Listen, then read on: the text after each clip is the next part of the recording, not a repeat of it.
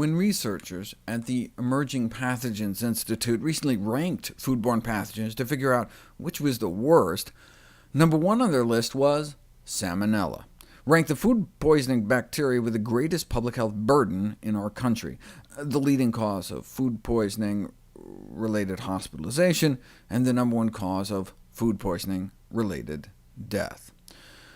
Where do you get it from? Well, I've talked about the threat of eggs. According to the FDA, 142,000 Americans are sickened every year by egg contaminated with Salmonella. That's an egg-borne epidemic every year. But Salmonella in eggs was only ranked the number 10 worst pathogen-food combination. Salmonella in poultry ranks even worse, the number 4 worst infected food in the United States, in terms of both cost and quality-adjusted years of life lost. In terms of the burden of human salmonella poisoning attributable to various U.S. foods, eating chicken may be 8 times riskier than eating eggs. Due to strengthening of food safety regulations under the Clinton administration, the number of Americans food poisoned by chicken every year dropped, from about 390,000 a year to 200,000, and rightly hailed as a significant accomplishment.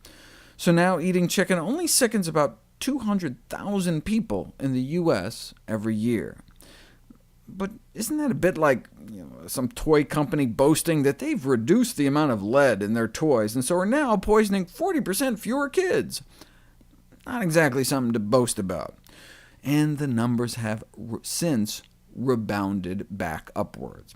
In the late 90s, human salmonella cases have increased by 44% since then. The rebound in incidence of salmonella infection in the United States is likely a result of several factors, but one important risk factor singled out is eating chicken, as the proportion of chicken carrying salmonella infection has increased. When people think manure and meat, they typically think ground beef, but when you look at E. coli levels in meat, which is considered an indicator of fecal contamination, sure, there's fecal matter in about 2/3 of American beef, but that number is greater than 80% fecal contamination in poultry, chicken and turkey. Why have we seen a decrease in the Jack-in-the-Box E. coli 0157, but not chicken-borne salmonella? In the last decade or so, the infection of beef and subsequent children have dropped, like 30%. But not only has salmonella not declined in the past 15 years, it's actually increased lately. One reason is that there was a prohibition of contamination with the deadly E. coli in beef. What a concept! So selling contaminated beef is illegal.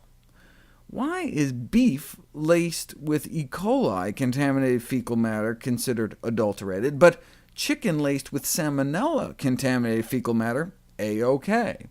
It certainly kills more people than the banned E. coli. It all goes back to a famous case in 1974, when the American Public Health Association sued the USDA, saying, wait a second, you can't put a stamp of approval for wholesomeness on meat contaminated with salmonella. What could the USDA possibly say in meat's defense? As relayed by the circuit judge, the USDA pointed out that there have been salmonella outbreaks linked to dairy and eggs, for example, too. So, since there are numerous sources of contamination which might contribute to the overall problem, it would be unjustified to single out the meat industry and ask that the department require it to identify its raw products as being hazardous to health.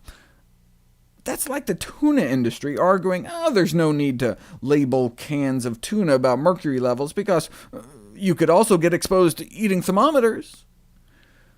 The D.C. Circuit Court of Appeals upheld the meat industry position, though, arguing that you can allow potentially deadly salmonella in meat because, and I quote, American housewives are normally not ignorant or stupid, and their methods of preparing and cooking of food do not ordinarily result in salmonella food poisoning. What? That's like saying, minivans don't need seatbelts in the back seat because soccer moms don't ordinarily crash into things.